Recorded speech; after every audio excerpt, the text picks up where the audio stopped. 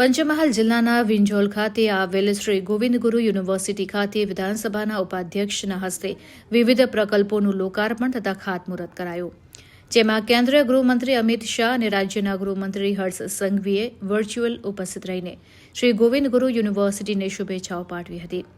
પંચમહાલ જિલ્લાના ગોધરા તાલુકાના વિંજોલ ગામે આવેલી શ્રી ગોવિંદ ગુરુ યુનિવર્સિટી 5 જિલ્લાઓમાં આવેલી 315 જેટલી કોલેજ આ યુનિવર્સિટીને સંલગ્ન છે, જેમાં 1.5 લાખ ઉપરાંત વિદ્યાર્થીઓ જોડાયેલા છે. ત્યારે ગુજરાત વિધાનસભાના ઉપાધ્યક્ષ જેઠાભાઈ ભરવાડના હસ્તે વિવિધ પ્રકલ્પોનું લોકાર્પણ અને ખાતમુહૂર્ત કરવામાં આવ્યું હતું.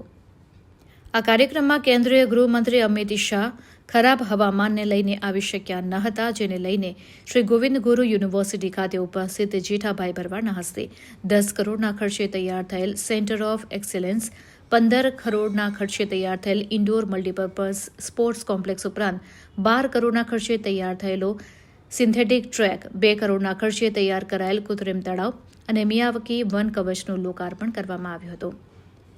જ્યારે ₹23 કરોડના ખર્ચે બનનારી હોસ્ટેલ બિલ્ડિંગ અને 3 કરોડના ખર્ચે બનનારા એમ્યુનિટી સેન્ટરનું ખાતમુહૂર્ત કરવામાં આવ્યું હતું. તો રાજ્યના ગૃહમંત્રી હર્ષ સંઘવીએ પણ વર્ચ્યુઅલ જોડાઈને વિદ્યાર્થીઓ અને યુનિવર્સિટી પરિવારની શુભેચ્છાઓ પાઠવી હતી. કાર્યક્રમમાં પંચમહાલ, દાહોદ, વડોદરા જિલ્લાના સાંસદો, ધારાસભ્યો, રાજ્યસભા સાંસદ સહિતના મહાનુભાવો અને મોટી સંખ્યામાં વિદ્યાર્થીઓ ઉપસ્થિત રહ્યા હતા. તો કાર્યક્રમમાં ગૃહમંત્રી અમિત શાહે વર્ચ્યુઅલ માધ્યમથી જોડાયા હતા અને જેઓએ સમગ્ર યુનિવર્સિટી પરિવારને પ્રકલ્પોની ભેટ મેળવવા બદલ શુભેચ્છાઓ પાઠવી હતી. મને લાગે છે કે યુનિવર્સિટીની 2015માં સ્થાપના થઈ, નામ પણ ગુરુ ગોવિંદ યુનિવર્સિટી આપવામાં આવ્યું.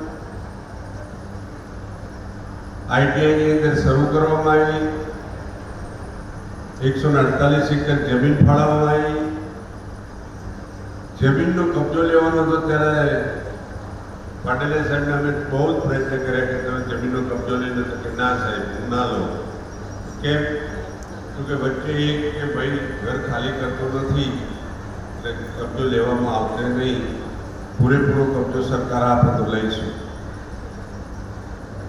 અને એમાં પછી પ્રતાપસિંહની એન્ટ્રી થઈ એટલે એમણે ખૂબ સરસ રસ લીધો.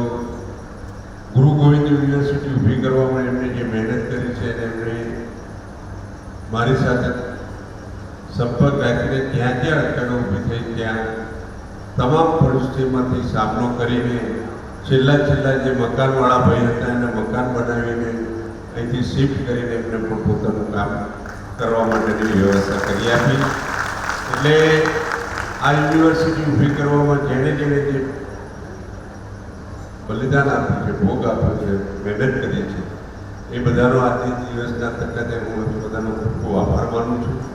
અને આપણા બાળકો અહીંથી ગુજરાત યુનિવર્સિટીમાં જતા હતા ત્યારે શું પરિસ્થિતિ હતી? બરોડાવાળાના હેમંતભાઈને તમારે એમએસ યુનિવર્સિટી હતી એટલે બહુ તકલીફ નથી પડતી, શૈલેષભાઈ.